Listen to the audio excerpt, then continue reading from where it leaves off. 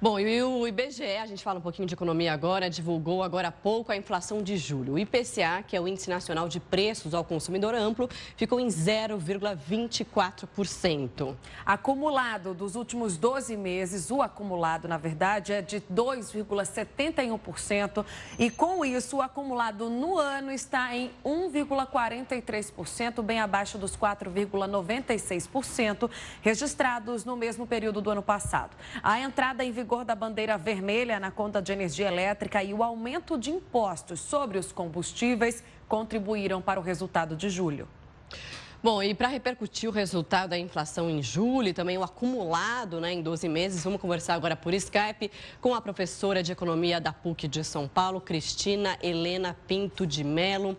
Cristina, então a gente teve uma leve alta da inflação, mas no acumulado a inflação ainda está abaixo da meta do governo, que pode ser um dado positivo, para a economia, mas a gente sabe que o lado negativo dessa história é que a economia está em crise e tem muita gente deixando de comprar, deixando então de fazer, fazer a economia girar. Então tem esse lado positivo, o lado negativo, é isso? Bom dia para você.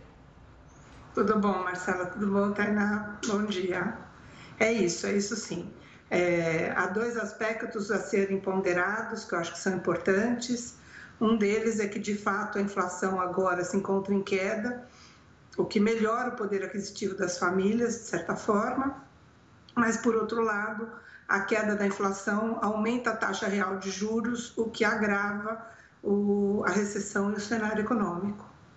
Certo. O que significa, eu vou pedir para você explicar para os mais leigos que não dominam o linguajar da economia, a tal da deflação, Cristina. A gente corre esse risco? Não. A deflação é um processo sistemático de redução no nível de preços. O que a gente está vivenciando hoje é uma queda dos preços causada por um aperto na política monetária. Então, tão logo a gente cesse esse aperto na política monetária e que as causas desse processo recessivo sejam revertidos, esse processo de deflação, de queda nos preços, ele para. Ele não é, vamos dizer assim, um processo estrutural. Ele é uma resposta conjuntural, uma momentânea, para melhor adequar a linguagem, a essas políticas que têm sido implementadas pelo governo. Bom, e mesmo com o aumento dos combustíveis, também o aumento da luz, do preço da energia elétrica, que pesou no mês de julho, especificamente por causa dessa leve alta de 0,2%, mesmo com esses fatores, a inflação ainda continuou, teve essa alta baixa, mas ainda continuou abaixo, inclusive, da meta. Como o Banco Central deve se portar,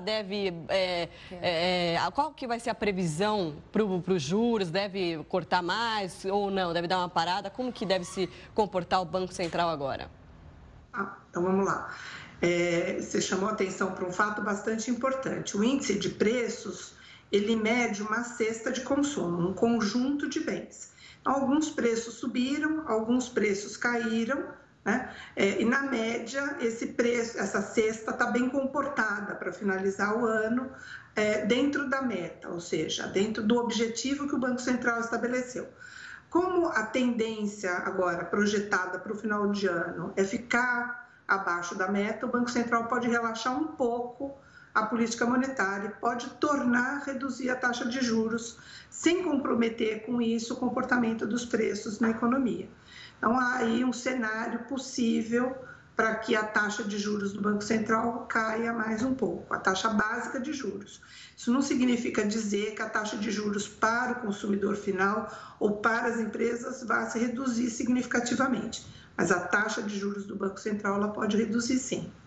Tá certo. Cristina, eu vou aproveitar a sua participação para a gente falar um pouco sobre o assunto da nossa enquete do dia, de todos esses esforços que o governo vem fazendo para conseguir aumentar a receita, trazer mais dinheiro para dentro do governo, para os cofres públicos. Uma sugestão que saiu do Executivo e que acabou sendo barrada pelo presidente da Câmara dos Deputados, Rodrigo Maia, foi essa alteração na faixa do imposto de renda de 30% a 35% para quem ganha acima de R$20 mil. O que você acha dessa sugestão. Claro que ela não vai à frente, provavelmente, porque é uma medida impopular, mas desse e de outros esforços que o governo vem fazendo para conseguir manter as contas aí no sinal verde, né? Não entrar no vermelho. Olha, esse é um cenário muito difícil, muito delicado, em que o Tesouro Nacional ele precisa colocar as contas públicas numa rota de ajuste, ou seja, ele precisa controlar as despesas para que estas caibam na arrecadação que o Estado faz hoje. A gente precisa compatibilizar isso para evitar o crescimento da dívida pública. E está muito difícil esse cenário de controle de despesas, sem que isso tenha impactos muito expressivos sobre a economia, principalmente sobre os mais pobres. E o governo, acho que aí numa situação mais, digamos até de desespero mesmo, olhou para a tributação como uma possibilidade. Mas nós já temos uma das cargas tributárias mais altas dos países em desenvolvimento, que compromete o desenvolvimento econômico, compromete a capacidade de consumo das famílias e o estímulo ao crescimento. Então, caminhar pela via da tributação é uma opção bastante desesperada, uma situação de emergência, eu entendo dessa forma. Acho que é um equívoco. Tá certo. Então, a gente conversou com a professora de Economia da PUC de São Paulo, Cristina Helena Pinto de Mello.